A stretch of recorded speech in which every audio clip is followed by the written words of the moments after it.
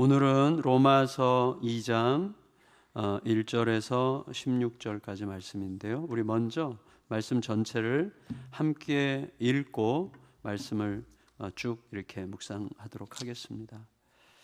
읽을 때 이렇게 천천히 읽겠어요. 그리고 생각하면서 함께 읽으면 좋겠습니다. 그리고 하나님께서 은혜를 주시고 알게 하시기를 기대하면서 말씀을 함께 읽어가도록 하겠습니다. 로마서 2장입니다. 시작. 그러므로 남을 판단하는 사람아, 누구를 막론하고 내가 핑계하지 못할 것은 남을 판단하는 것으로 내가 너를 정죄함이니 판단하는 내가 같은 일을 행함이니라. 이런 일을 행하는 자에게 하나님의 심판이 진리대로 되는 줄 우리가 아노라. 이런 일을 행하는 자를 판단하고도 같은 일을 행하는 사람아, 내가 하나님의 심판을 피할 줄로 생각하느냐? 혹 내가 하나님의 인자하심이 너를 인도하여 회개하게 하심을 알지 못하여 그의 인자하심과 용납하심과 길이 참으심이 풍성함을 멸시하느냐? 다만 내 고집과 회개하지 아니한 마음을 따라 진노의 날 곧 하나님의 의로우신 심판이 나타나는 그날에 임할 진노를 내게 쌓는도다. 하나님께서 각 사람에게 그 행한 대로 보응하시되 참고 선을 행하여 영광과 존귀와 썩지 아니함을 구하는 자에게는 영생으로 하시고, 오직 당을 지어 진리를 따르지 아니하고 불의를 따르는 자에게는 진리와 분노로 하시리라. 악을 행하는 각 사람의 영에는 환난과 곤고가 있으리니 먼저는 유대인에게요 그리고 헬라인에게며, 선을 행하는 각 사람에게는 영광과 존귀와 평강이 있으리니 먼저는 유대인에게요 그리고 헬라인에게라. 이는 하나님께서 외모로 사람을 취하지 아니하심이라. 무릇 율법 없이 범죄한 자는 또한 율법 없이 망하고, 무릇 율법이 있고 범죄한 자는 율법으로 말미암아 심판을 받으리라. 하나님 앞에서는 율법을 듣는 자가 의인이 아니요 오직 율법을 행하는 자라야 의롭다 하심을 얻으리니, 율법 없는 이방인이 본성으로 율법의 일을 행할 때에는 이 사람은 율법이 없어도 자기가 자기에게 율법이 되나니, 이런 이들은 그 양심이 증거가 되어 그 생각들이 서로 혹은 고발하며 혹은 변명하여 그 마음에 생긴 율법의 행위를 나타내느니라. 곧 나의 복음에 이른 바와 같이 하나님이 예수 그리스도로 말미암아 사람들의 은밀한 것을 심판하시는 그날이라. 아멘. 우리가 읽어가면서 제가 또 한 번 느꼈는데, 제가 보통 이렇게 주일날 사회 보시는 우리 목사님들 본문을 틀리게 읽을 때 이렇게 딱 들어와서 그거 틀렸다고 이렇게 얘기해 주거든요. 저도 오늘 보니까 진노를 진리라고 읽었어요. 그래서 느꼈어요. 그 다음 절에서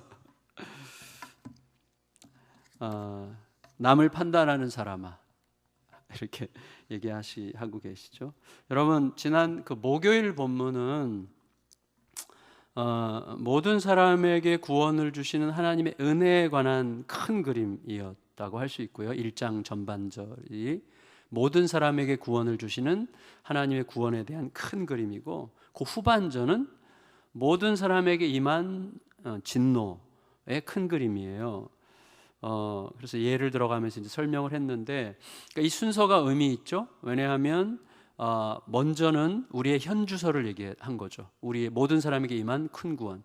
그 다음에 그 뒤에는 우리의 과거를 얘기했어요. 이게 왜 중요하죠?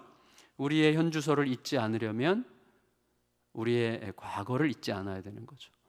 내가 지금 누군지를 잊지 않으려면 우리의 과거를 잊지 않아야 돼요. 근데 우리의 속담에도 있잖아요. 뭐 무슨 쩍 생각 못한다. 뭐가 뭐쩍 생각 못한다. 이런 말이 여러 개가 있는데, 똑같은, 그건 진짜 진리성이 있는 거죠. 우리가 현재 내가 뭔가를 하고 있는 것 같으면 다 잊어요. 내가 누군지를 잊는 거죠. 그래서 현재 내가 하나님 앞에 어떤 모습으로 서야 된다고 하는 것은 과거에 대한 기억, 그러니까 과거에 매이는 게 아니라 과거에 대한 기억에 비추어 현재 내가 어디 있는지를 살펴 여전히 하나님의 긍휼이 필요하고, 여전히 나는 오늘도 변함없이 하나님의 은혜로만 살고 있는 거구나 라는 것을 깨닫게 되는 거죠. 모든 사람들은 하나님의 질서를 거절했죠. 멸시하고, 그리고 자기 욕망의, 자기 중심적인 욕망의 질서를 따라서 그 결과가 어떤 것인지를 이제 어제 본문에서 쭉 우리가 보게 됐는데, 사실 우리의 삶을 보면 저도 그런 적이 있어요. 과거에 뭔가를 잊어버리고 싶어서 술을 마신 적이 있는데, 그런 적 있잖아요. 뭐 한 번도 안 마셔본 분들도 계시겠지만 정말 잊어버리고 싶어서 그리고 오래전이죠. 우리 젊을 때 요새 목사님 술 가끔 마시나 이렇게 생각하실 필요는 없어요. 근데 뭔가를 잊어버리고 싶어서 술을 마시고, 그다음에 세상과 현실에 도대체, 그래서 우리가 얘기해 이놈의 세상, 이놈의 세상, 내가 기대하는 세상이 아닌 거죠. 그 망할 놈의 세상인 거죠. 이놈의 썩을 놈의 세상, 뭐 이렇게 얘기하잖아요. 그러니까 세상과 현실에 저항하고 싶어서 반항심의 술을 마시죠. 내가 취한 상태에서의 만족 있잖아요. 취한 상태에서의 쾌락이죠. 쾌락. 거기를 탐닉하려고 술을 마시죠. 하지만 술을 마시기로 선택한다고 하는 것은 뭐죠? 내가 술의 질서 안으로 들어가기로 결정하는 거죠. 술을 의지하겠다는 선택이죠. 술의 힘을 빌리겠다는 선택이잖아요. 물론 그럴 수 있다고 생각해요. 그렇지만 술의 힘이라고 하는 것이 우리에게 주는 결과물을 우리가 알잖아요. 그 질서 안으로 빠져들어가면서 이제 어느새 서서히 나도 모르게 통제되지 않는 몸과 마음, 그 통제되지 않는 몸과 마음이 일을 벌리죠. 그래서 하지 말아야 될 말을 하고 하지 말아야 될 짓을 하고 그렇게 되는 거죠. 그래서 감당하기 어려운 결과들을 고스란히 내가 받아내야 되죠. 딱 이런 거죠. 그러니까 하나님의 질서를 떠나서 자기중심적 욕망의 질서를 따른다고 하는 것은 일단 술을 마시기로 선택한다는 거예요. 다른 질서, 다른 것을 의지하겠다고 결정하는 거죠. 다른 힘을 의지해서 살겠다고 하는 게 하나님의 질서를 떠나서 내 자기중심적 욕망의 질서를 선택하는 거거든요. 그래서 뭔가를 잊어버리고 싶더라도 술 대신에 더 건강한 방식으로 잊어버릴 수 있는 길을 말씀 안에서 찾아야죠. 있어요. 저항을 하더라도 마약 같은 것 대신에 더 바람직한 방식으로 세상의 현실에 저항할 수 있는 길을 찾아야죠. 말씀에 있어요. 저 취하더라도 더 아름다운 방식으로 취할 수 있는 길을 찾아야죠. 말씀에 있어요. 그러니까 그 희열, 술 취해서 느끼는 그 순간적인 찰나적인 잠깐의 막 알딸딸한 어떤 그런 기분과 완전히 다른 너무나 영광스럽고 아름답고 매력적인 그 존귀함이 예수님과 말씀을 통하여 우리에게 경험되는 것을 누리면서 반복하면서 그런 것들의 그 무가치함을 우리가 알게 되는 거죠.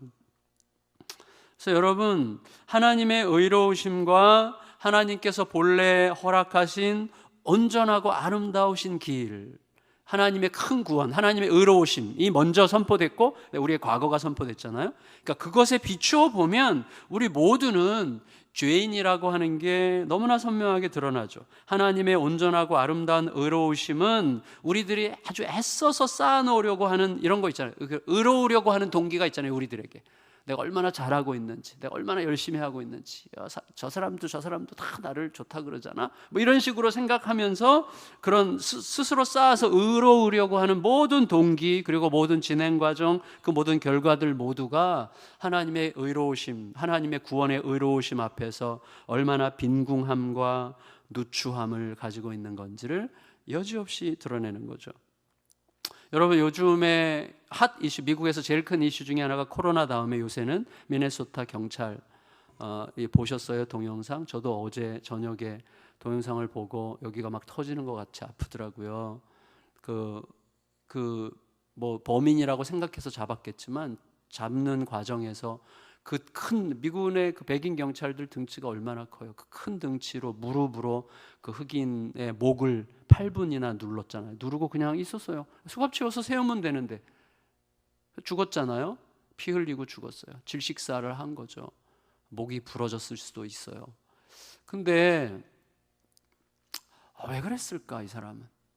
그러니까 생각해 보세요. 이 경찰이 베테랑 같은데 그 옆에 다른 경찰들도 가만히 보고 있어요. 그러니까 어떻게 말리지를 못해요. 근데 이 사람이 전에는 안 그랬을 거잖아요. 항상 이런 게 아니잖아요. 그렇죠. 그러니까 전에 굉장히 모범 경찰상을 받았을지도 몰라. 어쩌면 아무렇지도 않던 어떤 사람이 어떤 상황에, 어떤 환경에, 어떤 심리적 작동이 만나면 이상한 짓을 하는 거예요. 미국 전역을 들끓어서 지금 흑인들의 지금 폭동이 일어나기 직전이죠. 그런 거죠. 이 사람이 항상 그런 사람이 아니잖아요. 그러니까 어떤 환경이 조성이 되고 어떤 심리적 작동이 되고 뭔가가 이렇게 딱 클릭이 되면 악마가 되는 거예요. 제가 그걸 보면 야, 사람이 어떻게 이럴 수가 있지? 라고 말했지만 즉시 이쪽에서 사람이 그럴 수 있는 거야. 질서에서 벗어나면. 그런 마음이 들었어요. 그러니까 우리가 괜찮은 것 같은 때 괜찮은 게 아니라 우리는 하나님의 은혜가 없으면, 한시라도 없으면 그럴 수 있는 자가 된다고 생각합니다. 그 사람이 악마가 아니잖아요. 원래 그 사람에게 아내가 있고 딸이 있고 아이들에게 미소 지을 때 이 사람의 미소가 얼마나 아름다웠겠어요. 그 사람이 그 순간 악마가 되잖아요. 그런 거예요. 그게 사람이죠. 여러분, 하나님의 의 앞에서 그의 길 위에서 우리들은 다만 하나님의 진노를 받기에 합당한 자들일 뿐이라고 지금 성경이 우리들에게 고발하고 있어요. 그것의 가장 구체적인 예 중에 하나로 오늘 본문에서 남을 판단하는 버릇에 대해서 이야기하고 있어요. 이렇게 마음에 안 드는 거예요. 모든 게. 왜 그렇죠? 내가 다 옳기 때문이죠. 내가 하는 방식이 옳고 내 생각이 옳기 때문에 저건 왜 저래? 저건 왜 저래? 왜 저딴 식으로 말을 해? 왜 저거는 말이 안 돼? 뭐 이렇게 하는 거죠. 다시 말하면 내 안에 진리가 있다고 생각하는 거고 내가 살아왔던 방식, 내 경험, 내 판단의 모든 기준들이 모든 것을 그렇게 판단해도 될 만큼 옳다고 확신하고 있는 거죠. 근데 가만히 생각해보면 우리도 알아요. 소위 내로남불. 내가 하면 로맨스, 남이 하면 불륜인데 사실은 그렇게 뻔하거든요. 뻔해요. 그래서 지금 이 말씀이 우리에게 고발하고 있어요. 나는 어느새 내가 판단하는 자와 똑같이 행동하고 있는 거죠. 그러고 있으면서도 이건 다른 차원이라고 얘기해요. 이건 다른 차원이거든. 그 인간이 한 거랑 이건 좀 다른 차원이야 라고 애써 이야기를 하죠. 저도 그렇게 얘기했던 거 기억이 나요. 야, 나도 좀 편협한 사람 맞아. 나도 편협해.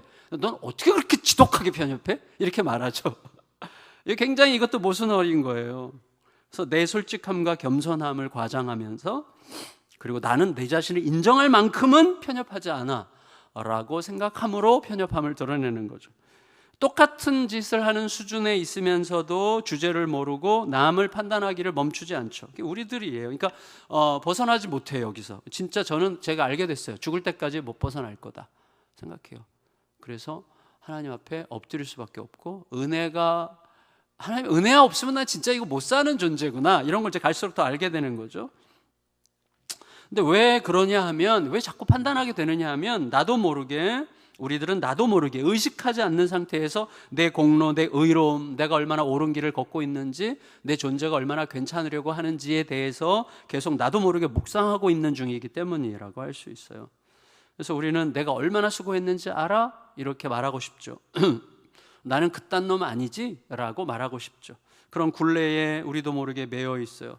거기에서 벗어나려면 하나밖에 없어요. 하나님을 바라봐야죠. 하나님은 여러 경로와 여러 방식으로 회개하도록 돌이키도록 인자하심으로 기다리신다고 그랬어요. 따라서 여러분 내가 얼마나 잘하고 있는지, 내가 얼마나 괜찮은 인간인지, 내가 얼마나 지금 이 세상에서 용납받고 있는 존재인지, 그리고 많은 사람들이 내 말에 귀를 기울이고 있는 존재인지, 뭐 이런 식의 자신의 의로움을 묵상하고 추구하면서 내가 누군데 라고 말할 수 있는 존재가 되려고 하는 욕망으로 사는 한 그건 결국 회개를 기다리시는 하나님의 인자하심을 멸시하고 있는 중이다 라고 말할 수 있는 것이죠.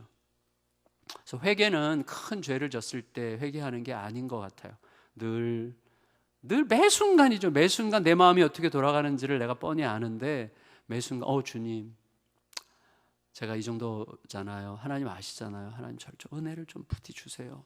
정말 죄송합니다. 또 제가 말을 그딴 식으로 했네요. 뭐 이러면서 이제 가는 거죠. 근데 그거를 병적으로 뭐 하라 그런 말이 아니라 자연스럽게 주님과 대화하면서 그 길을 가게 되는 거죠. 따라서 사람들이 쌓고 있는 유일한 업적이라고 할 수 있는 것은 뭐냐? 하나님 없이 싸울 수 있는 유일한 업적은 하나님의 의로우신 심판의 날, 진노의 날에 쏟아부어질 진노를 쌓는 것 외에는 사람들이 하나님 없이 행할 수 있는 업적은 없다는 거예요. 지난 월요일 날에 이사야서 64장도 딱 그 얘기를 했어요. 그 많은 사람들 중에 선지자가 발견할 수가 없어요. 하나님을 부르는 사람도 없고, 스스로 분발해가지고 하나님을 붙드는 사람도 없고, 기쁘시게 공의를 행하는 사람도 없고, 그리고 주님의 길에서 주님을 기억하는 자들을 일체 발견할 수 없다라고 한탄하고 있었어요. 눈에 보이는 자들은 전부 다 주님의 진노를 유발하는 범죄자들, 가증한 자들, 위선자들, 주님의 기대를 배신하는 배신자들, 오래도록 그런 삶을 반복하는 자들, 그래서 어떤 희망 어린 구원도 기대할 수 없는 자들, 부정하고 더러운 옷, 걸레같이 너덜너덜한 그 자기 의로움, 자기가 옳다, 내가 얼마나 잘났는데라고 생각하는 그 걸레같이 너덜너덜해진 더러운 그 옷을 입고서 자랑하려고 하는 자들만 보이는구나. 그런 식으로 이사야 선지자가 한탄을 하는 내용이었죠. 여러분, 따라서 우리들의 현실에서 희망은 전혀 보이지 않습니다. 남는 것은 각 사람에게 임할 하나님의 진노와 보응뿐이에요. 근데 그런 비극적인 현실이 너무나 분명해요. 하나님 옆에 서면 분명함에도 불구하고 여전히 현실 속에서 사람들은 여전히 당을 짓죠. 당을 지어서 진리를 거스르죠. 그러니까 내가 옳다는 것, 자기들끼리 스스로 막 보증해요. 잘하고 있어. 이렇게 뭐 격려한, 이건 좀 다른 거죠. 자기들끼리 격려하면서 만족하기 위한 교활한 조치라고 할 수 있어요. 당 짓는 것에 대해서 이 장에서 아까 우리가 읽었죠. 당 짓는 것. 당을 짓고 당에 소속되고 여럿이 함께 소속된 것으로 위안을 삼는 거죠. 당 짓기와 연합은 어떤 면에서 다르죠? 연합은 기꺼이 나를 버려서라도 하나님의 가치와 하나님의 질서와 하나님의 아름다우심이 드러나도록 하려고 하는 동기에서 시작되는 것이지만, 당짓기는 결국 철저하게 자기 안전, 자기 존재감을 확보하기 위해서 그런 동기에서 시작되는 게 당짓기라고 할 수 있어요. 그래서 이게 내가 지금 당짓기 하고 있는지 연합하고 있는지 그거는 겉으로는 몰라요. 예를 들어서 라이온스 클럽 이런 데는 당짓기냐? 그렇게 볼 수도 없어요. 거기서 내가 어떤 자세로 하느냐에 따라서 당지려고 오는 사람도 있겠고, 연합하기 위해서 오려고 하는 사람이 있겠죠. 그러니까 우리가 이런 식의 것을 물리적으로 실천하려고 하면 그런 데서 다 빠져나와야 되죠. 근데 그럴 필요는 없는 거예요. 내가 그 안에서 연합하는 자로 살도록 주님 우리를 세상으로 보내셨잖아요. 그런 것을 떠날 필요가 없는 거예요. 그 안에서 나는 어떤 동기로 움직이느냐 하는 게 너무나 중요한 것이죠. 하지만 동기부터 과정과 경험적 결과까지 모든 것이 사실은 잘 보면 우리들이 마치 불기둥 안에 있는 스티로폼 기둥같이 금방 녹아 없어져 버릴 어떤 것을 추구하고 있는지 모르겠어요. 관계도 그렇죠. 그래서 저도 지금 그 마지막 시간들을 이렇게 좀 계속 내다보게 돼요. 죄송하지만 이렇게 내다보면서 마지막 죽음을 얘기하는 게 아니고 이제 은퇴 이제 금방이잖아요. 지금 10년 왔어요? 그럼 이만큼 시간 지나면 은퇴해요. 그러니까 눈 깜빡하니까 11년, 벌써 12년째예요, 횟수로. 그러면 이 세관 지나면 은퇴구나.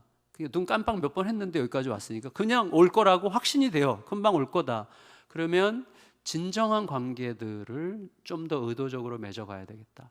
그동안 뭔가 일을 하려면 형식적 관계들이 많잖아요. 서로 막 격려하고 너 잘났고 나 잘났고 함께 잘났어. 뭐 이런 식의 모임들이 아니라 진짜 내 가슴 깊이 그리스도를 말할 수 있는 그런 관계들로 형성해 가는 게 너무나 필요하겠구나라는 생각을 점점 더 많이 하게 됩니다. 오늘 본문은 악행이 얼마나 우리들의 영혼에 환난과 피곤기를 주는지를 얘기하죠. 근데 악행이라고 하는 것은요, 헬라인이나 유대인이나 구분이 없다는 거죠. 다시 말하면 목사나 평신도나 그가 누구라도 아무 구분이 없는 거예요. 일단 악을 허용하기 시작하면 다 똑같죠. 오히려 목회자들은 악을 허용하기 시작하면 훨씬 더 교활해지죠. 훨씬 더 은밀해지죠. 그러니까 이 악행을 통해서 피곤해지는 것은 내가 뭘 얼마나 성취했느냐, 얼마나 업적을 쌓았느냐, 얼마나 공로가 있느냐, 지위가 어떠냐, 내가 어떤 전통 위에 서 있느냐, 이런 것은 하나도 중요하지 않아요. 그런 것들이 하나하나 의미가 다 있을 수 있지만 그런 것들의 힘으로 이길 수 있는 게 아닌 거예요. 악은 절대 못 이기죠. 내 성취의 힘으로, 내 업적의 힘으로, 내 공로의 힘으로, 내 지위의 힘으로, 내가 추구해왔던, 내가 붙들고 있었던 전통의 힘으로, 어떤 외모에 속한 어떤 것들로는 악의 어떤 초등학교 1학년도 악의 초딩도 못 이겨요. 그래서 보면 많이 배우고 엄청나게 대단한 사람도 엄청나게 유치한 것으로 넘어지잖아요. 대단히 막 고급한 악이 아니에요. 아주 유치한 악에 넘어지는 거죠. 이건 별거는 아닌데 어제 제가 우리 성도님 장례식장에 아산병원 그 장례식 예배 드리러 이제 갔다가 주차하기 너무 힘들어서 주차하는데 후진하다가 그 뭐죠? 백미러 후진 살살살 하는데 백미러끼리 톡 부딪혔어요. 톡. 내가 보니까 자국도 거의 없는데 운전자가 나와서 백미러 갈아야 되겠다 그러더라고요. 그래서 제가 가시라고 그랬는데 사실은 약간 슬펐어요. 나는 누가 그 범퍼를 받아서 부서졌는데 안녕히 가세요 그렇게 얘기했거든요.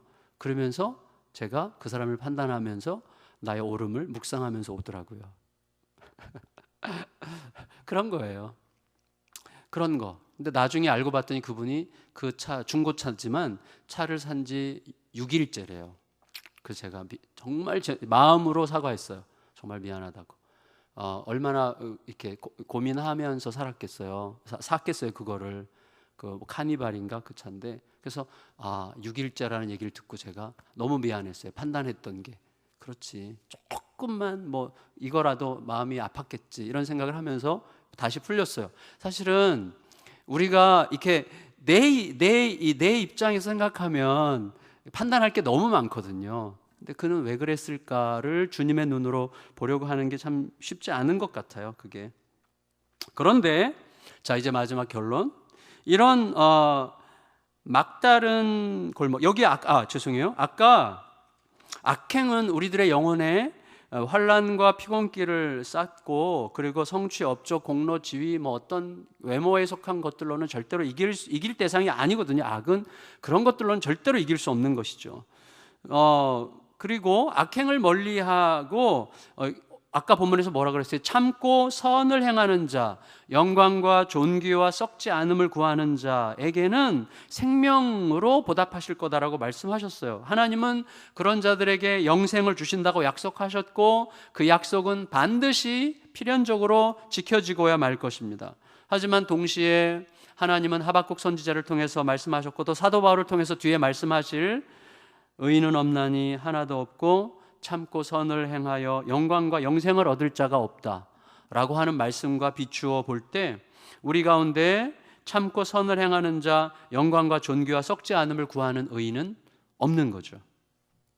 참고 선을 행하고 영광과 존귀와 썩지 않음을 구하는 자에게는 영생을 주시겠다고 약속하셨지만 그런 자는 없는 거죠. 의인이 하나도 없고 참고 선을 행하여 영광과 영생을 얻을 자는 없다라고 이제 조금 있으면 바울이 선언하거든요. 하지만 여러분, 자 이런 막다른 골목이죠. 막다른 골목, 출구가 보이지 않는 캄캄한 지하 감옥에서도 거기 예수님이 계시면 문이 나는 거예요. 왜죠? 예수님이 문이니까. 예수님이 뒤에 가서 요한복음 10장에서 우리 요한복음 하고 있는데 10장에서 나는 양의 문이라. 나는 내 백성들을 위한 구원의 문이라. 예수님 존재가 문이에요. 그러니까 예수님이 계시면 항상 문이 있는 거예요. 문이. 우리 모두는 하나님의 진노와 심판의 대상이죠. 누군가가 자신은 율법을 가지고 율법을 행한다고 스스로 믿고 있다면 그는 엄중하고 철저한 율법에 의해서 정죄받게 되겠죠. 근데 나는 율법 같은 거 없어 라고 말할 수 있지만 자기 안에 심겨진 양심에 부끄러움 없이 살아왔다고 생각한다고 할지라도 그는 맑고 깨끗하고 흠이 없는 그 본래의 양심에 의해서 판단받게 될 것입니다. 몸의 행실, 마음의 동기, 그리고 마음의 작동 모든 것들을 매우 깊고 세밀하게 요청하고 있는 율법, 그 율법을 성취할 자는 없어요. 근본적으로 자기중심적인 구조를 가진 우리가 자기중심적인 구조를 비난하고 있는 양심을 만족시킬 수는 없어요. 내 양심은 알아요. 제가 아내랑 막 치열하게 싸울 때가 있잖아요. 막 이렇게 주고받으면서 네가 옳다 내가 옳다 막 싸울 때가 있잖아요. 말하고 나서 가만히 생각해 보면 내가 양심에 비춰 보면 엄청 찔리는 게 많습니다. 예. 근데 제가 이렇게 표독스럽게 열이 올라와 있을 때는 몰라요, 그거를. 그때는 양심이 작동하는 게 아니라 자존심이 작동하는 거거든요. 자존심이. 그러니까 자존심이 작동할 때는요, 내가 틀린 걸 몰라요.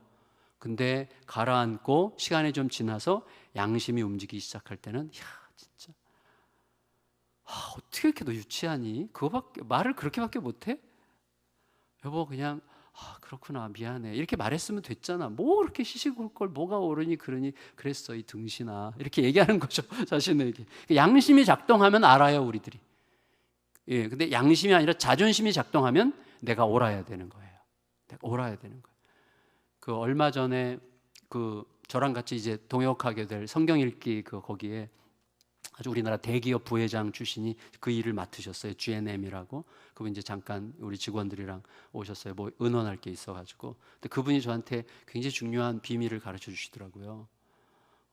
그래서 늘 남을 가르치고 그다음에 우리 교회는 그런 분들이 많지 않아서 좀 죄송한데 이분의 비밀스러운 얘기인데 안 하겠습니다.